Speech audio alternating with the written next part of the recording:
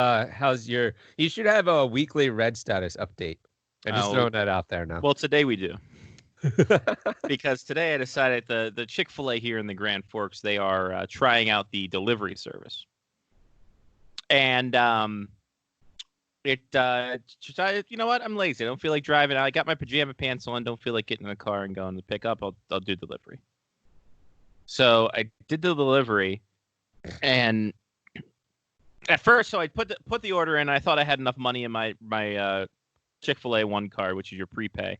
Apparently, I didn't. They gave me a call. I said, "Hey, when you put the money on the card, then we'll show up here, and then it'll get out to you." I go to the app to reload the card. There is no notification about my thing being declined. No notification about my order still being in queue. Nothing at all about that. It was just a phone call from somebody there. Okay. So I'm like, well, shit, I got to redo the entire order again. I do that. So like, all right, cool, whatever. So it comes up after I put the order in. It comes up and I'm like, okay, cool, awesome. My order's on the way. And then I look on my transaction list and I see another order. I see 2 delivery orders all this 10 minutes apart from each other. I'm like, uh-oh. Am I getting 2 orders of this stuff? I tried calling. Well, I've gotten one so far.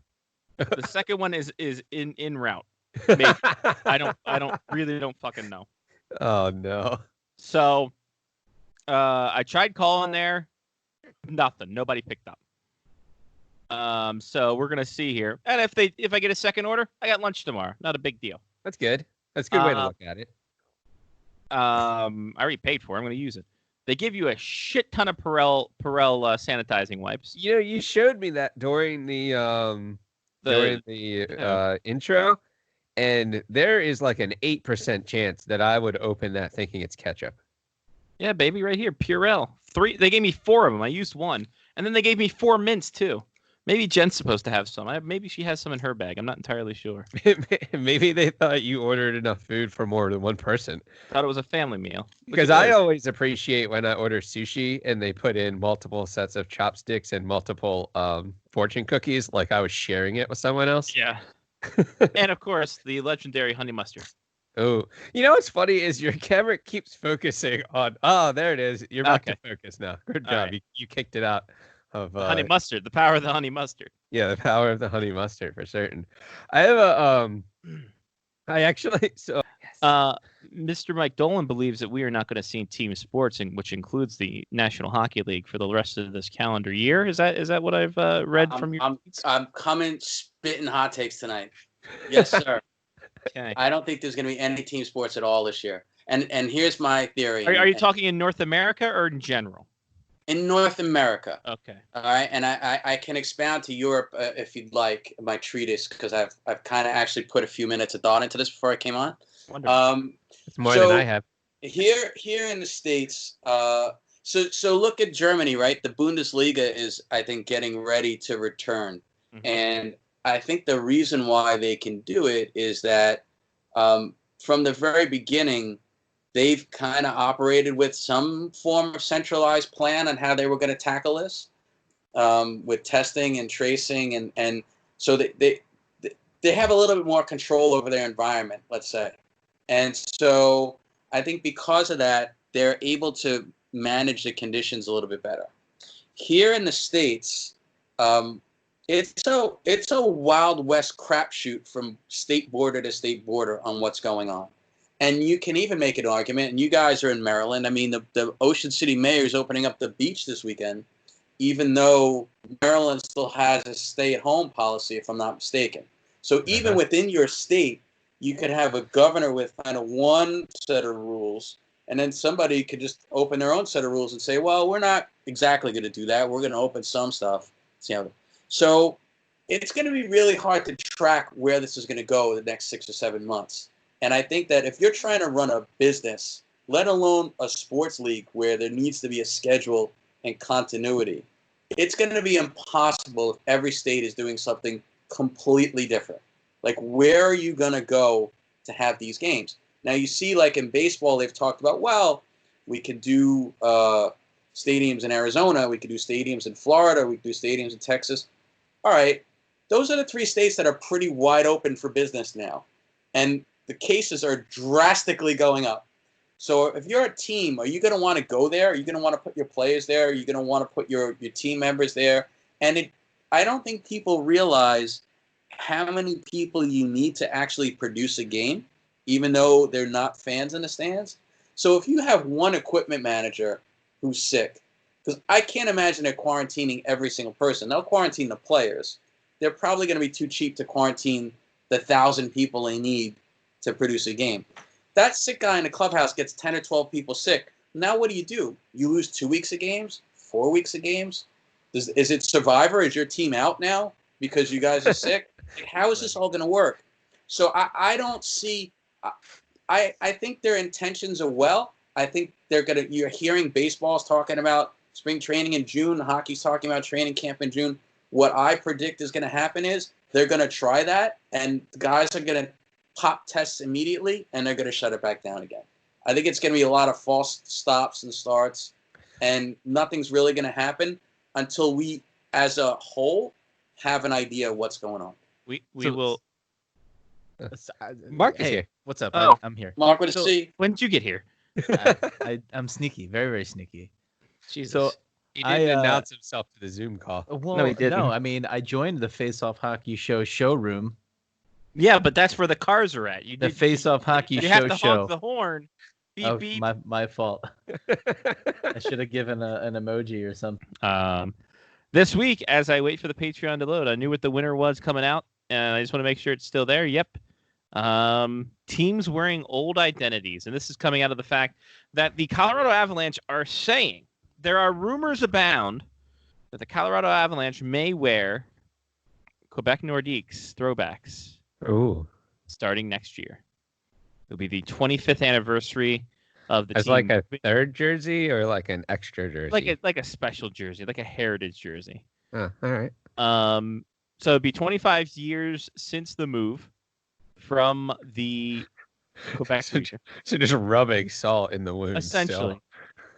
And it's funny because in this press release, or in this little thing that they talked about, the Colorado Avalanche guys was like, yeah, no, we keep all the Quebec Nordiques records. We're very close to the heritage. And I'm thinking, I literally looked over to Jen and I said, they don't do that, do they? She's like, nope, not at all. Like, they barely keep any kind of Nordiques reference at all in any of their media guides or even outwardly in the record books. Yeah.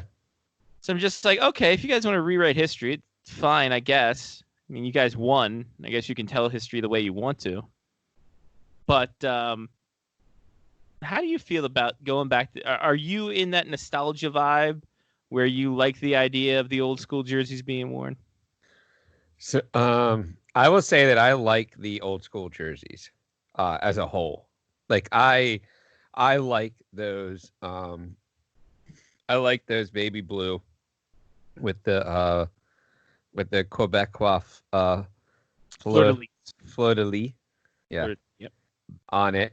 I just like those jerseys a lot. And if they're going to be worn again, then I mean they can be worn again. I think it's a little bit weird to do that in a situation where you've never done it before, though. I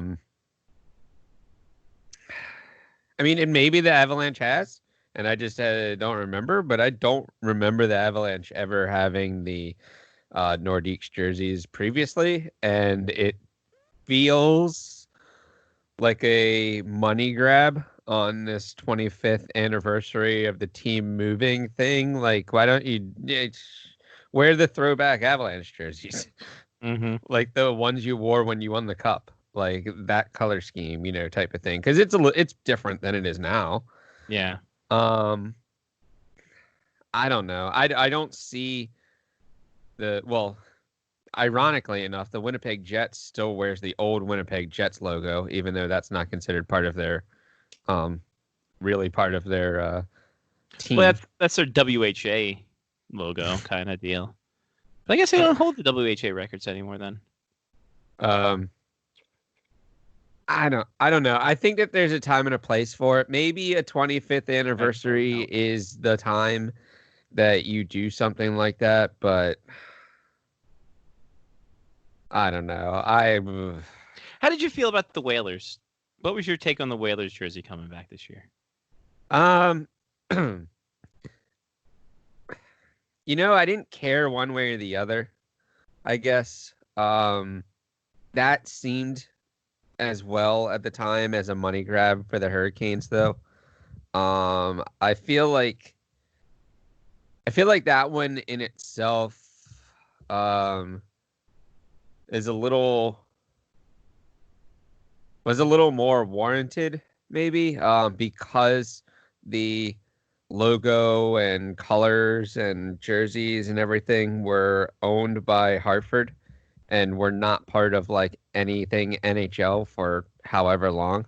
Mm-hmm. So maybe it was time to relive that. Maybe it's time to relive the Nordiques as well. I mean, maybe that's the way it goes.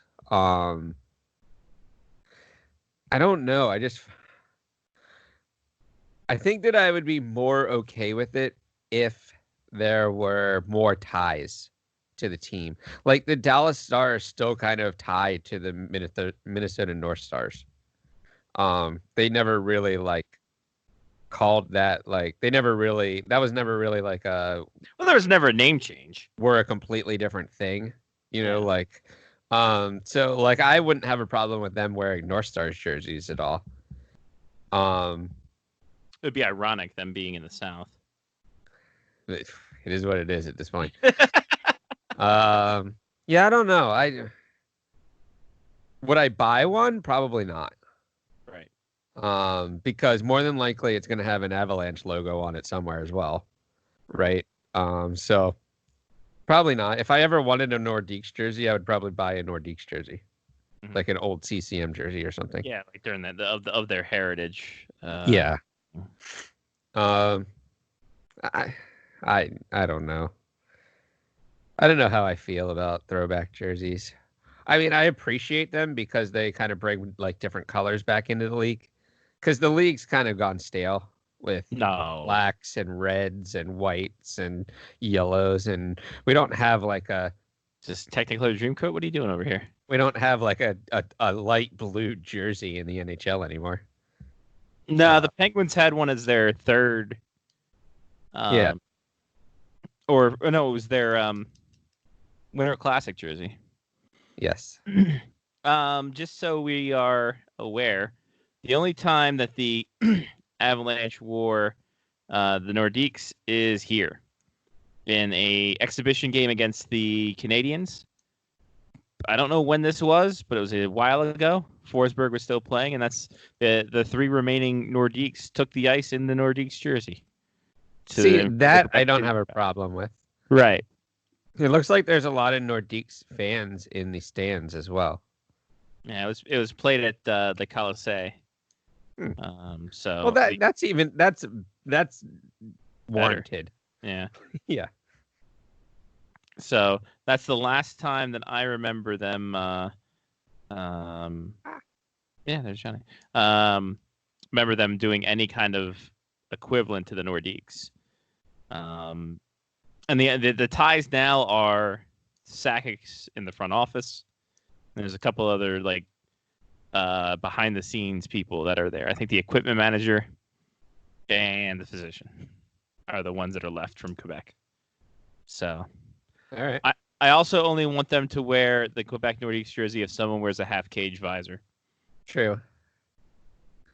So, they might be wearing full shields. Right, the literal full shield, the big bubble, the Soderstrom bubble, but full. I would like to see if they are going to do this, which I think, why not? I think you almost have to have the Devils wear either the Rockies or the Scouts. I think that if they do it like, because the NBA I think has a retro jersey set that the teams has an option to wear. And I think the NHL might want to do that too. That'd be pretty cool. That would be cool. I think if every team did it, I wouldn't have a problem with it. Sure. mean, obviously the Capitals do it now with their third jersey being their heritage jersey. Yeah. But it'd be cool to see the big dome jersey back on the scene. Oh, I want that black jersey. Yeah. Yeah, I want that black jersey in an Adidas with the Capitol Dome on it. Oh, yeah. that'd be nice. Trying to think of other teams that would be pretty cool looking. Because you said I'd like to see, of course, the Thrashers, but that's owned by the Atlanta Spirit organization. You got the A Flames. Oh, the A Flames. That's true. They wore those jerseys in Adirondack, I believe, too. They That was a should. nice touch, yeah. When they were their farm team up there, and not in California. I'd like to see the Sharks wear the Golden Seals jerseys. I think that would be pretty sweet, since they technically are the Golden Seals. If you do the Did the timeline. Golden Seals go defunct? No, the they just Golden died? Seals Or they moved somewhere? they split. Oh. So the Golden Seals split to. No, they moved to Cleveland, became the Barons, and then the Barons split. Oh God, it's such a weird story because Isn't it like brothers that owned it or something? So they the Guns own the team, and they merged with Billy the North Gunn? Star. No, Gund with a D at the end. Oh, It'd be great if it was the one Billy Gunn. So after 2 seasons in Cleveland, they merged with the Minnesota North Stars. Mm. And then, yeah, it always works out great. And then the Guns, who were part owners of the North Stars, wanted to bring hockey back to San Jose. And they wanted to relocate the North Stars, but it was blocked by the league. So then they got the expansion team, but they found another owner for the North Stars. So there was a special dispersal and expansion draft for the Sharks, who took 16 North Star players in the dispersal draft rather than move the entire team. And then both the North Stars and the San Jose Sharks were allowed to choose players in the expansion draft. Wow. So in a technicality, the Golden Seals or Seals moved to Cleveland. Cleveland plays for 2 seasons, merged with the North Stars. North Stars split into the North Stars and then the San Jose Sharks. So by proxy, the Sharks are the Seals. I mean, it works. The logic works. And then the Dallas Stars can wear the Cleveland Barons jerseys. I don't care. That's fine. Oh, the Columbus Blue Jackets should wear those. I remember in EA games where you could pick, I think it was like 0203, where they had like the retro jerseys, and like the Columbus Blue Jackets had the Cleveland Barons availability. I'm just like, that's pretty cool. I get it, because they both played in Ohio. So there you go. I would like to see a little bit more heritage jerseys outside of just the Heritage Classic or just outside the Winter Classic. I think it needs to be done a little bit more frequently, and if the NHL wants to give a rat's ass about their history, that's the way to go. But they don't, so here we are. 79 points. Who has the most face-off wins? And what are you talking about? gotta be Yanic Perreault, right? Perreault. It's gotta be. And It's gotta be the shoes. he didn't play for the Jets. No, just strictly No, Arizona. I have no idea, actually. I could not name all the teams that Yanic Perreault played for. That's today's haha. Fuck you. Right? the mercenary himself, Yanic Perreault. I think he did play for the Coyotes. I think I had him on my fantasy team one year, and he won, and he was on the Coyotes. I'm pretty sure he played for the Coyotes. Yeah. Kings, Leafs, Canadians, Predators, Coyotes, Blackhawks. Wow. Played for the Coyotes in 2006-07. So 1 year late into the run. Well, they needed faceoffs. Right? Only 33 points in his games. But 4,000 faceoff wins. Amazing. Please tell me that there has to be. He'd be an overall #1 pick in our leagues. Yeah, he would.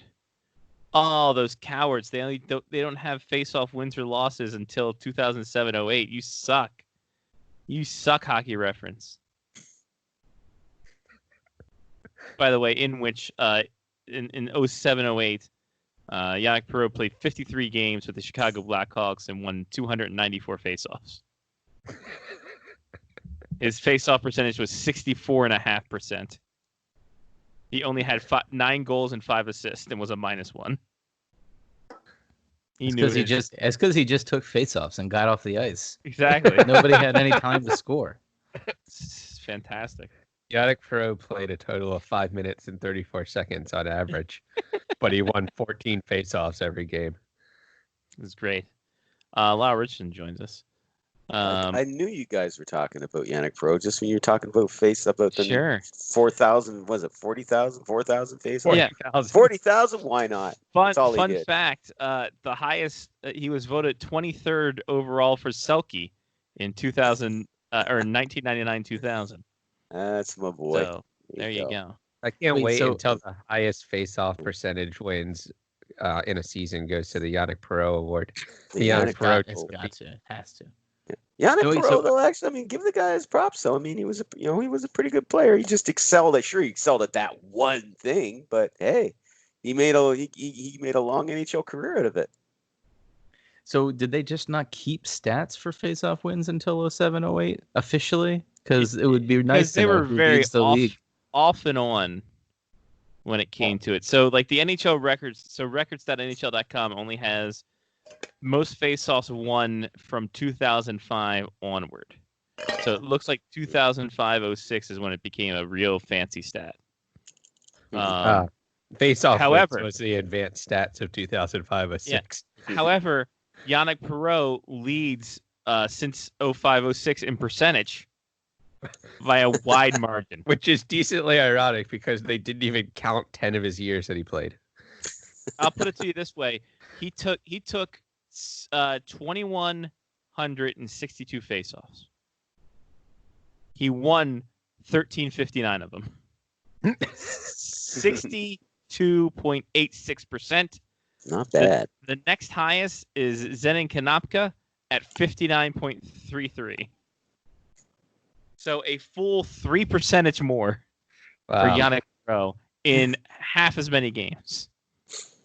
So who would you want taking face-offs? Wayne Gretzky or Yanic Perreault? Oh, well, fuck, Yanic Perreault. Of course, Wayne Gretzky with all his fucking goals.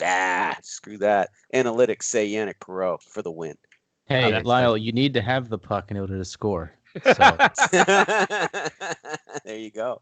Hard to get the Face-off puck when you're wins not was winning puck. face-offs. Face-off wins was puck possession before puck possession was cool. There you are. It's true. There you are. Yeah. Just a step above puck touches. All right. I'll put a thing out here. Who's taken the most face-offs since 05-06? Do you guys think?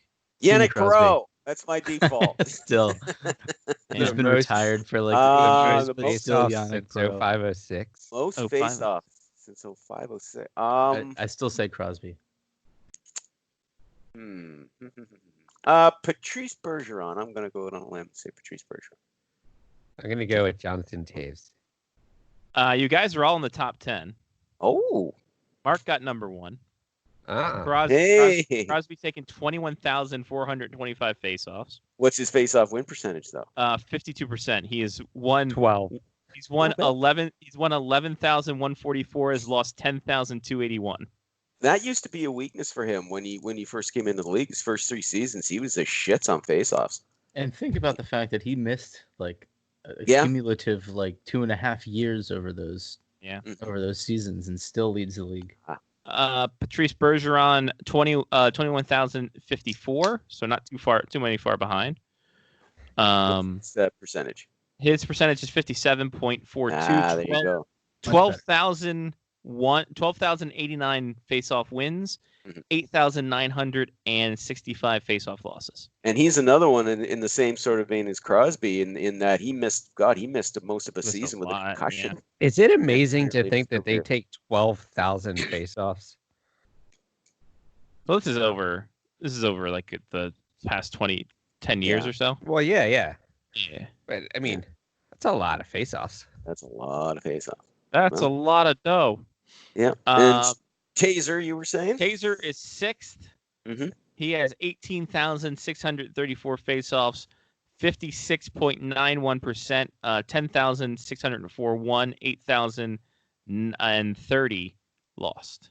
Respectable. Very respectable numbers up there. Let's see. How come Who are you the don't rest get of the to top keep 10? the putt? How come you don't get to keep the puck if you like won your 10,000th face-off? I don't know. By the way, per game, Crosby is taking 21.7 face-offs a game. Jeez. So there you go. Rest of the top 10 is Ante Kopitar in 3rd for most face-offs taken. Mm-hmm. 19,788. Miku Koivu in the 4th spot, 19,290. Eric Stahl in the 5th spot, 18,935. Taze. Then Thomas Plekanec, number 7 spot, 17,941. Paul Stastny in the 8th spot, 17,108. Ryan Kessler in the 9th spot, 16,892. And Hendrik Sedin in the 10 spot, 16,495. That's some pretty stellar company there. Yep. Mm-hmm. Worst face-off percentage. Mm-hmm.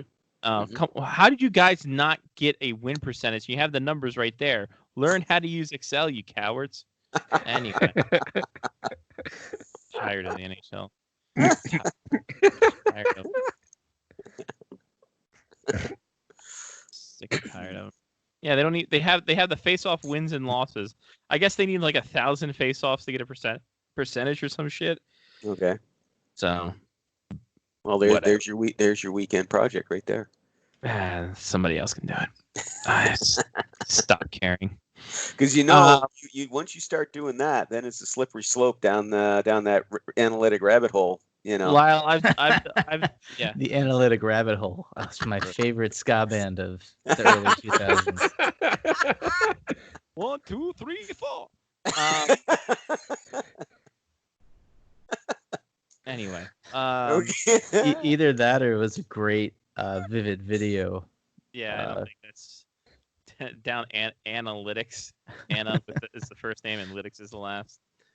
Or if you just mispronounce the word. That's true. Got it. Got it.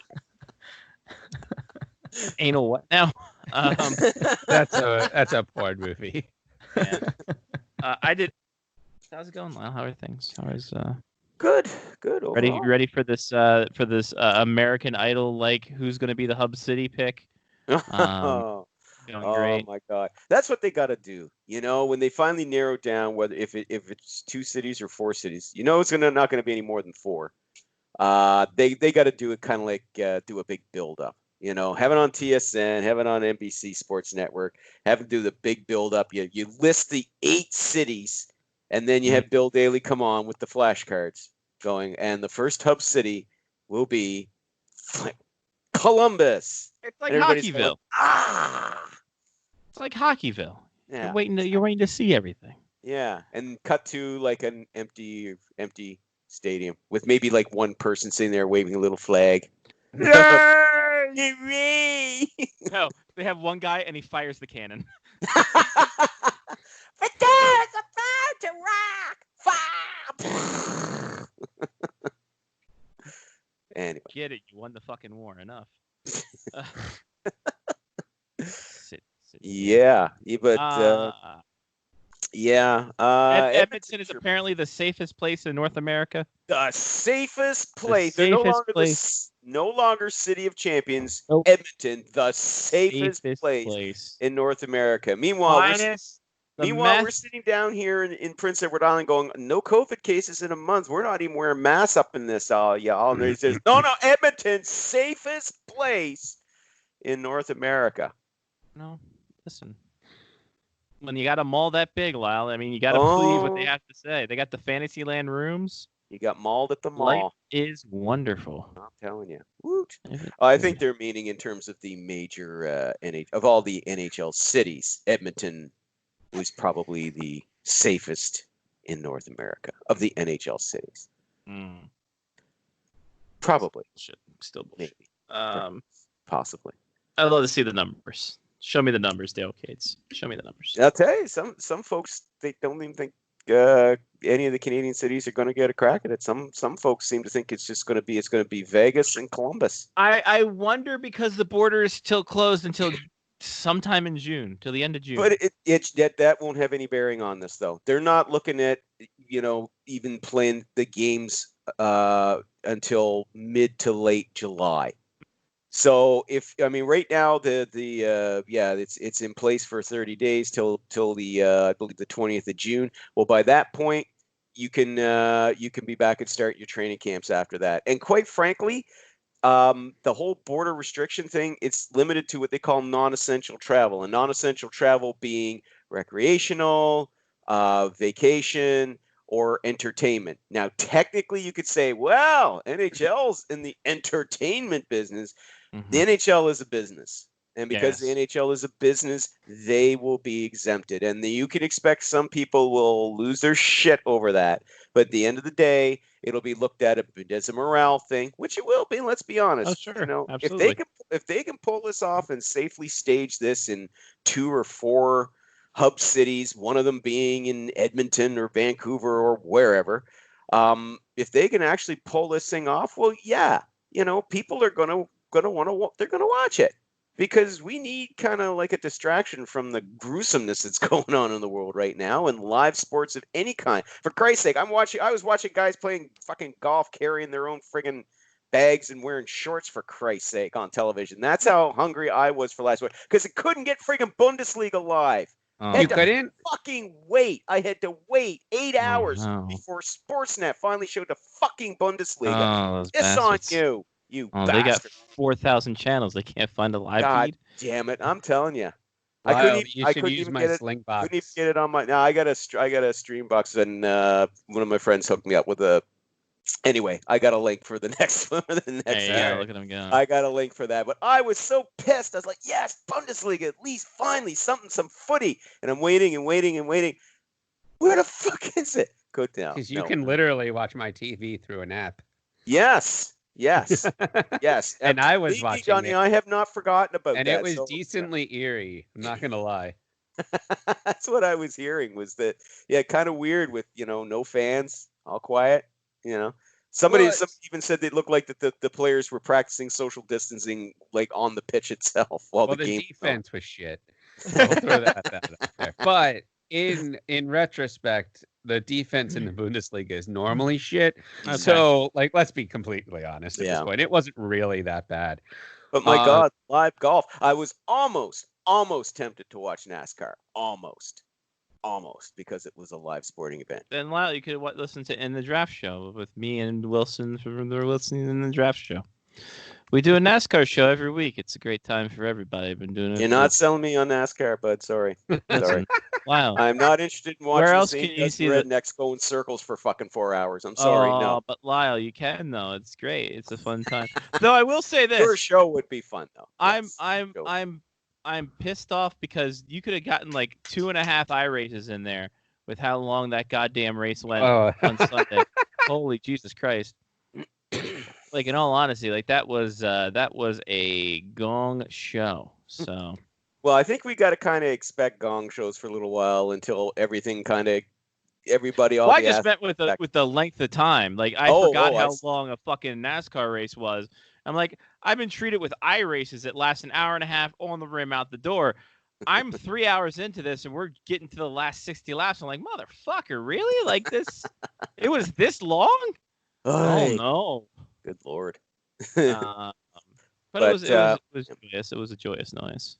But anyway, but honestly, you're not going to see the Canadian government say, no, we're not going to allow NHL teams and players to come up here and just be one of the hub cities. Of course they're going to allow it. Of course they will.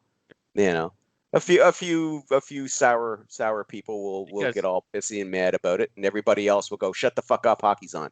But by the way, watch it practice. Shut up. By the way, the engines are fired for the Darlington Toyota 500K happening right now for NASCAR as they get going for their second race. When's the next golf? When's the next golf tournament happening? Sunday, I think it's. Isn't that the Tiger Phil, Tom Brady, Peyton Manning event? Oh God, I hope so. I have no idea. I think it's I think Celebrity it's, golf is the best because most of them think that they're good and they're really not. The only one worth watching celebrities when there's celebrity golf is Bill Murray because I think Bill this Murray doesn't give a shit. I think and this is that's great. the skins game in terms of everything. Okay, we've waited long enough, ladies and gentlemen. Johnny, you as a person have waited long enough. In life, Kind of. I'm gonna pull up these slides. All of this showed up to this week. Oh. All of these showed up this week. $80 worth, and you got yourself some Oyo. God, that's amazing looking. One tier here, another tier here, and then just breaking it down. Sad part is I love how the box just had like tiny boxes of Oyos all throughout it. Like, it's just amazing. Yeah. So, what a mark. So yeah, that was the thing. So That's the awesome. Oyos showed up, and there was only, I think, 4 or 5 of the 64 that were doubles that I already had, and like That's good. two that were doubles in the box. So I'm just like, well, guess what? Katie needs things. Yeah, So that's really good. Katie's got some Oyo. And then now this weekend coming up, I'll document everything. It's like buying a box of like baseball cards when we were kids and actually like being able to put a set together. Oh yeah. You know, like that very rarely happens where you get a lot of anything and you're like, huh, I have like 4 of these as doubles. So that's awesome. Right. Yeah, so as they sit here behind me, Yes. just waiting to go. Yeah, so this weekend, this past weekend, Memorial Day, I was working overnights, and I don't know what day it is. I was lucky to hear it was Wednesday, because I worked from Friday night overnight to Monday night overnight, and then it's just everything just got all fucked up. So Holiday week screw you up too. yeah, it's the worst. No, Your thoughts leading up to all this Hub City shit? So look, I've had a lot of friends ask me about, the 24 team thing. What's going on here? What's up? You're right, I Johnny? heard that. What I happened? heard your hair drop. Okay. Oh, okay. Appreciate it. Thank you. That's Ask me good. about my hair. Yeah. I joined a club. It's just for men. It's not working. So everyone's asking you, hey, Mark, what about this 24 games though, or 24 teams so though? 24 teams playoffs. They're like, so is hockey coming back? Tell me what should I get excited? Blah blah blah blah blah. Right. This, in my opinion, and I might be in the minority here. I feel like this was nothing more than a publicity stunt. I mean, they worked out the easiest part of this, right? The easiest part of this is how you change your own rules. By the way, this isn't like law. This isn't international law. This isn't CDC. This isn't anything related to the actual pandemic that is being faced and how to actually navigate that. This is just how do we make sure teams don't feel bad that they didn't get into the playoffs. That's all. It's just their rules that they had a workaround for. Right. So great. They figured out how to make sure that at least it's sort of an equal playing field when or if they start playing again. But I feel like this is like 5%. And you mentioned multiple times that this was step 1 of like 1,060. Oh, sure. Whatever it was, right? It's about the same number as Chris Jericho's holds. Yes. Right. And we should read them all down at some point. But it's hard for me to get excited about anything else related. I mean, they don't even have. Okay, the easy part was figuring out how to circumvent their own rules, and they didn't even do that 100% because they haven't figured out how many games they want to play in each of the rounds of the playoffs. They could have at least agreed on that if they were gonna have a vote about pretend rules for a game that they invented the rules for.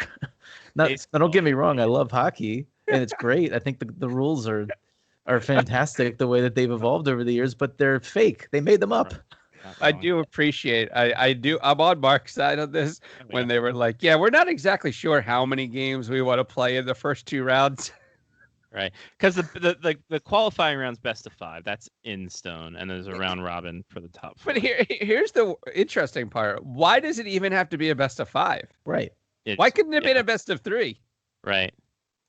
Like, was that like too short to allow people to play? Well, I think because I think best of 5 gives at least 3 games, which is what the round robin teams were getting. Because the Penguins were angry that Carey Price might win 2 games on his God, own. if that happened, I would fucking love every minute of it. If the Canadians who get in there by percentage points knock off the fucking... We got a Butler situation on our hands, ladies and gentlemen. 12-5 upset? Come on. That's fantastic. By the way, I would be remiss if I did not mention this. At any point in time, the Players Association can say, fuck you. We're done. This is too much. I don't want to do this anymore. Stu Gotts, I'm out of here. So take all of this, all these slides and all these return to play plans with a grain of salt, because the NHLPA can just like that. And I think, Johnny, you mentioned yesterday about Donald Fear being like the least optimistic guy in the world. Oh my God. It was so I mentioned it earlier, but I did watch this multiple times yesterday, and the reason was because I was actually still working when it came on the first time. I was able to watch Bettman talk through things, but I wasn't really able to like pay attention. So I just recorded the whole damn thing and I watched it again later. But Donald Fair came on, and his mannerisms were far less optimistic than Gary Bettman's. He continued to use the word hope over and over again. I hope that we can get this season in. I hope that we're able to put this together. I hope that we're able to get to... It's almost like the players collectively bargained with the owners to come back and be able to play, but in no way, shape, or form believe that it's actually going to happen. Yeah, no, you're absolutely right on that. This is exactly why this is a publicity stunt to me. It's never going to actually happen. They just wanted to make they wanted to be the first major, and I put that in quotes because ESPN didn't cover this press conference, so who cares? But the first major sport. Is ESPN relevant anymore outside of Greg? Probably not. I don't even watch SportsCenter anymore. It's a joke. Yeah. The first major sport in North America to have an actual plan in place for their sport. Right. I mean, it would be the equivalent of baseball amending their rules and saying that I'm sorry, we're going to make sure that teams can't do the shift this year in the outfield because the shortstop and the second baseman can't be, less than 6 feet from each other. So there's just no shift this year. It's like, okay, great. That makes no difference to like actually making sure people can safely play the sport in the first place. Now, I can see where you're coming from. This is a fucking elaborate PR scheme if there ever was one. But what else do these people have to do? Of course, they made like a 200 slide deck or whatever. Bettman had a dog and a kid running around. It's great, fantastic. They were merged as one. It was a dog with a kid's face. Where do I want to go? I want to go here. So I'm going to share the slides. If you're watching on video on the Patreon, you can get it. So here's the slide, and I love these slides. So you have the city one. All right, here's the ranking. Conference rank 1 to 12 for the Eastern Conference. You got it? Cool. Yeah, the P percentage is great. Yep, the P percentage. I love it. Got to get that hydration. My P percentage might be a little higher than Mark's, but only because I've been around longer. Exactly. Conference rank for here. And then they had to break it down even more. So here's the round robin for seeding, top 4. We told you it was top 4, but now it's going to be top 4. And then here's the matchups. And these are slides taking exactly from the presentation that they gave. So this is what's terrible about the lack of ability, the lack of talent putting together a PowerPoint presentation. There's zero reason that these have to be on different slides. There's zero reason they should be there, because you could do if you have the top 4, then you just do 5 to 12 downward. Well, no, they had to do them one at a time. Then they could. Okay, well here we go. So they here's could give it some oomph. Just in case you guys need it, it's Pittsburgh, Montreal. Then it's All Pittsburgh, Montreal, and Carolina, New York. And then it's Pittsburgh, Carolina, New York, and Florida. And then it's Pittsburgh, Montreal, Carolina, New York Rangers, New York Islanders, Florida, Toronto, Columbus. Oh, and here's the other thing, too. The players have not yet decided on whether or not they want to play a straight bracket or reseed Even better. after the first round. Like going into the first round. They haven't decided that yet either. I hope they vote for crossover, and then the best of 5 qualifying around the East plays the top 4 in the West. Oh, that'd be so great. And then it becomes a logistical nightmare because like, but we're already in the fucking same city, you assholes. Then the teams have to switch cities Oh, that'd be great. and figure out how to get there without talking to anybody else. Here's your West top 4: St. Louis, Colorado, Vegas, Dallas. Then Edmonton, Chicago. Oh, Edmonton, Chicago, Nashville, Arizona. The Battle of the Ball silly there in the Nashville, Arizona matchup. Oh, baby. Wow. Then Vancouver, Minnesota. Do you have to bet that a 12 is going to beat a 5? Is that how this works? I think you almost Yeah, it's almost one of the guaranteed 12s one's has to going to be. happen. Yeah, exactly. It's going to happen. And then Calgary, Winnipeg, which should be an That interesting should be a one. good series. There we go. Possible 2 phases. Pre-qualifying round and a post-qualifying round. Well, this What is is the this draft. is the draft lottery. Hold on, okay, hold here on, we go. hold Yeah, on. The Wait, draft hold lottery on. just flew off the rails and quickly. I have a question. Are And these this- phases the same as the other phases that we're No. talking about? no, So not at all. no. Ugh. These are different phases. It's a new Okay. phase. Set, new set your phase. other phaser. Yes. So here's the draft lottery. You set these phasers to stun. Yeah. This is where I have a group of scientists still trying to break this down for me. The door just said COVID-19. I'm like, well, this is a math place. I bursted in there and just put some papers on it. I'm like, you figure this out. Get it on my desk by Wednesday. They still haven't gotten it to me yet. Oh my god, this was amazing. So here's the possible phases for the NHL draft lottery. If this doesn't scream like we had our analytics people come up with this route, like I don't know Oh, what yeah. else. Oh yeah. So so the pre-qualifying round and post-qualifying round, if necessary. 15 clubs eligible, 7 that don't resume play, which we already know, and the 8 eliminating for the qualifying round, which we don't know. So those are the 15 teams. So here's where it That's gets smart. fun. That does add to 15. Phase 1 is June 26th. You can't start training camp until July 1st. Yeah, suck it, people. So the first draw is going to get the first, second draw determines the second, third draw determines the third. If a draw is won by a non- I'm glad that they clarified that. But the best part is if a draw is won by a non-resuming team, great. If there's no phase 2, there's no phase 2 if all the draws are run by the 7 teams. Hold on, Great. time out. I need a legend. What does a non-resuming club mean? The teams that are already eliminated. The teams that were shit. Why didn't they just say a non-playoff bound team? No, Why no, did no, they- what did they- non-resuming club. Because they're not playoffs. The first round's not playoffs. Exactly. The first round's not playoffs technically. The first round is technically purgatory. From Yes, what exactly. I believe. It's the postseason doesn't exist. We're in It's Schrodinger's box of hockey. Schrodinger's not- penalty box. Schrodinger's penalty box is the qualifying round. Got Fucking it. fucking done. It's not Yeah, it's regular perfect. season, but it's also not playoffs. So there you go. If there's no phase 2, if the first 3 picks are picked by clubs that are eliminated. Which, let's be honest, that is possibly the most straightforward bullet point of this entire presentation. Yes. That if the teams that aren't playing in the qualifying round win the first 3 picks, there's no second phase. Yes, thank you. Got it. Let's move on. Got it. Done. You know what? That's the clearest thing that we've ever had. That's the clearest thing you've told me in the last hour. Oh boy. So there we go. Phase 2 between qualifying and first round. Any phase 1 draw not won by a non-resuming club will be conducted amongst club eliminating the qualifying round. Okay, double negative aside, what the fuck? Come on. Oh, this was the perfect presentation until that point. Oh God. It's fantastic. So unbox that. Yeah.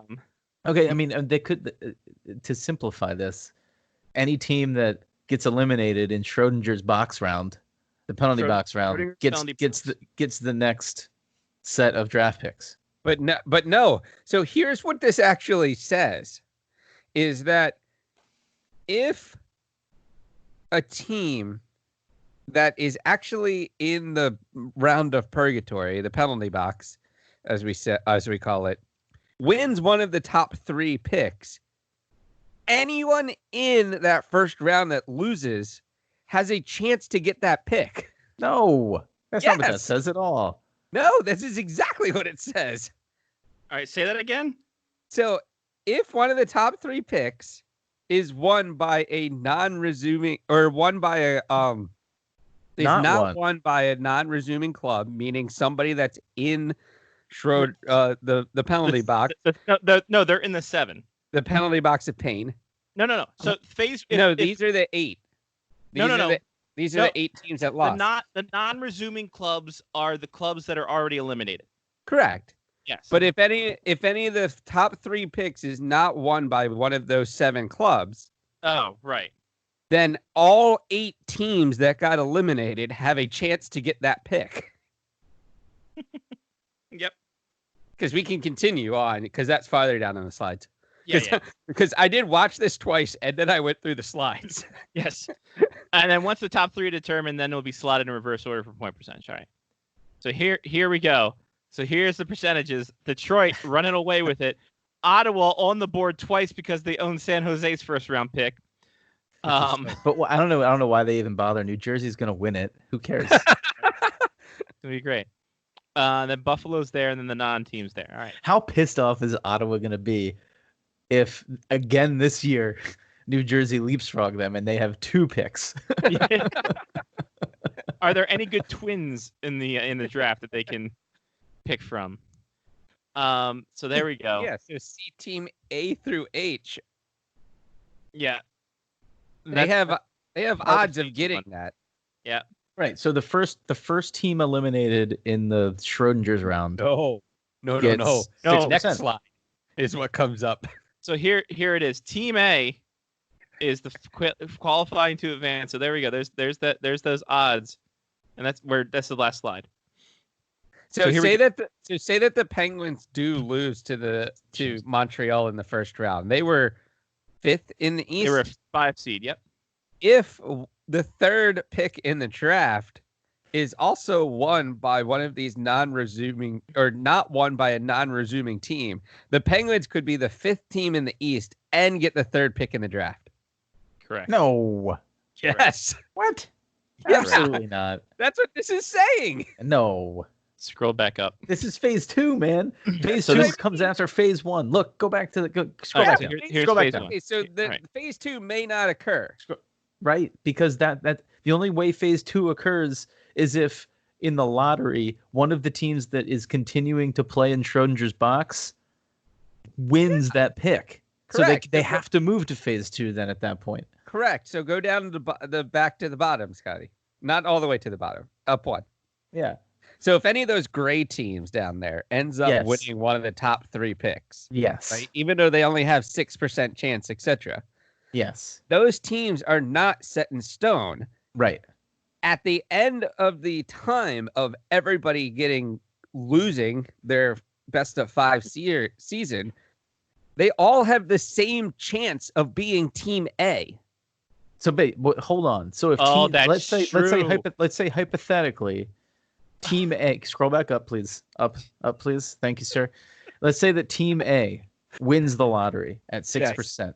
Yeah. So are these teams going to tank for the number 1 pick at that point? Because then, the first team out of Schrodinger's box. But they wouldn't know that Is until Team A. after they've already lost, because phase 2 doesn't occur until after the penalty box. Right. I'm confused. No, but you have to do phase 1 on June 26th, Right. or else you don't know if you need phase 2. Correct. But after they lose in phase 2, there's no Team A. All Team A through Team H have a placeholder. 12.5% chance of being Team A. Oh my God. Yes. That's the way I'm reading this. See, they all have the same odds of falling into these Jesus slots. Christ.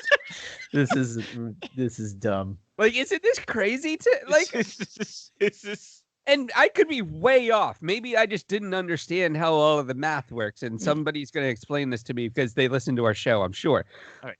Space But- one. But like, this is amazing to me. Those 15 fun. analytics people on all these teams had way too much free time.